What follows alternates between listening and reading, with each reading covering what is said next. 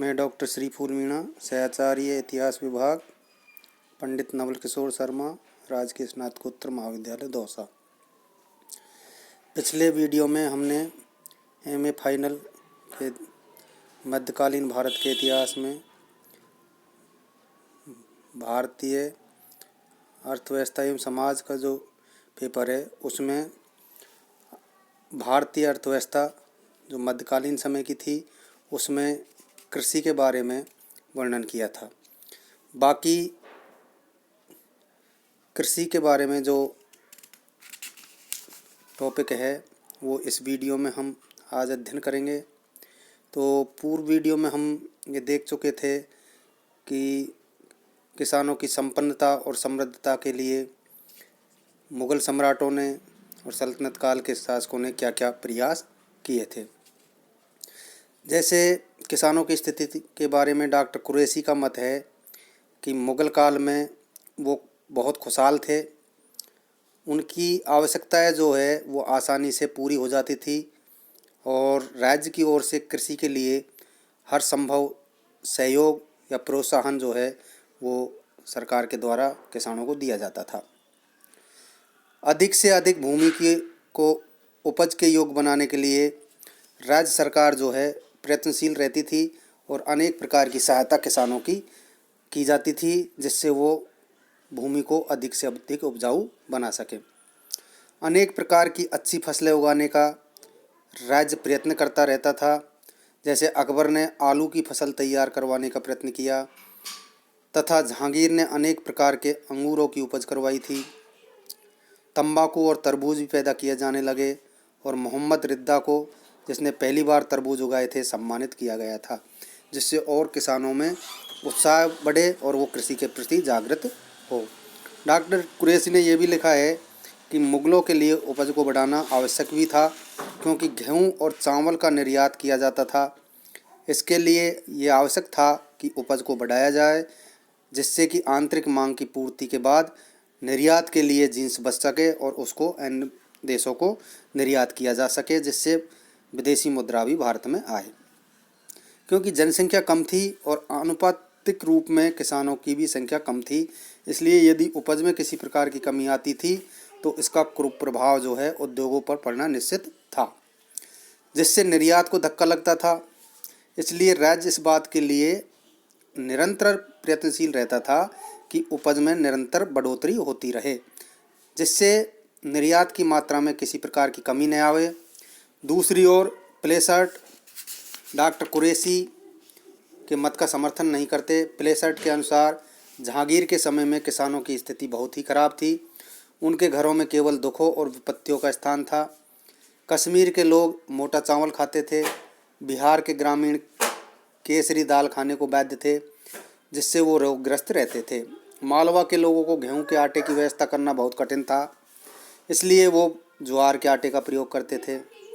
इसी प्रकार इतिहासकार डॉक्टर नौमान अहमद सिद्दीकी का भी मानना है कि मुग़ल काल में किसानों की स्थिति संतोषप्रद नहीं थी। किसान की भूमि की पैदावार के अनुसार 1/3 से लेकर आधा तक भू राजस्व के रूप में देना पड़ता था।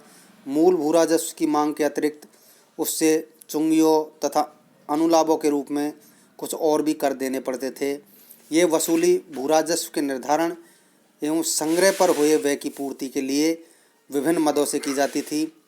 ऐसा प्रतीत होता है कि तलबाना और सहनामी जैसे चुंगियाँ जमींदारों से ली जाती थी तो आमतौर पर अपना भार किसानों पर डाल देते थे।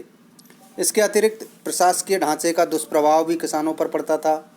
छोटे ओहदे वाले मनसबदारों को महत्वपूर्ण पद दे दिए जाते थे और उन्हें भू राजस्व संग्रहण हेतु थोड़ी सेना रखने की अनुमति थी, परंतु ये सेना विद्रोहियों को आतंकित करने के लिए अपर्याप्त होती थी।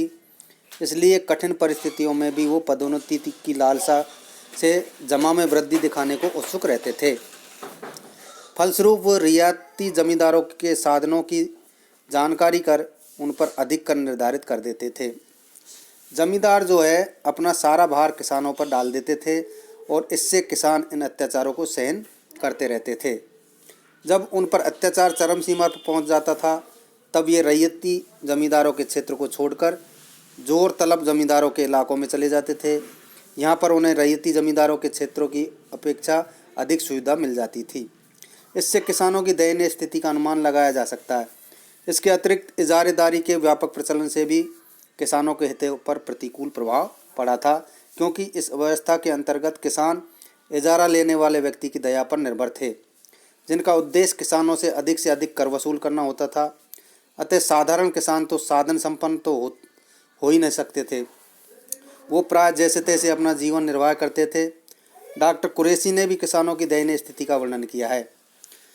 किसानों द्वारा घोर परिश्रम करने के बाद फसल तैयार होती थी, लेकिन भूराजस्व व अन्य करों व चुंगियों को चुकाने के बाद उनके पास इतना अनाज भी बड़ी मुश्किल से बचता था कि वो अपना तथा अपने परिवार का पेट पाल सकें। किसानों के इस शोषण के विरुद्ध छुटपुट विद्रोह होते थे, परंतु उन्हें सख्ती से कुचल दिया जाता था।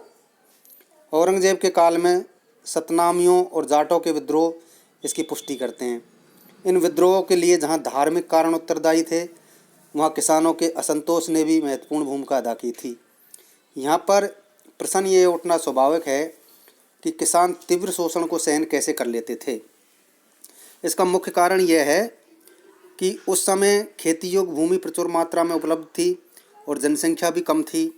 इस कारण परिश्रमी किसान जो है वो अधिक से अधिक भूमि प्राप्त कर अपनी उपज को बढ़ाता रहता था। अपनी अन्य न्यूनतम आवश्यकताओं की पूर्ति एवं जंगल से लकड़ी आदि काटकर पूरी कर लेता था।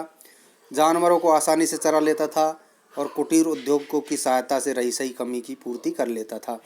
इसलिए शोषण होने पर भी वो खेती करता रहता था, जब तक कि शोषण की सीमा उसकी सहनशीलता की भावनाओं का गला न घोट दे। ऐसी स्थिति तब आती थी जब भूराजस्व की दरें प्रतिवर्ष बढ़ते बढ़ते इतनी हो जाती कि किसान का जीना भी दूभर हो जाता था।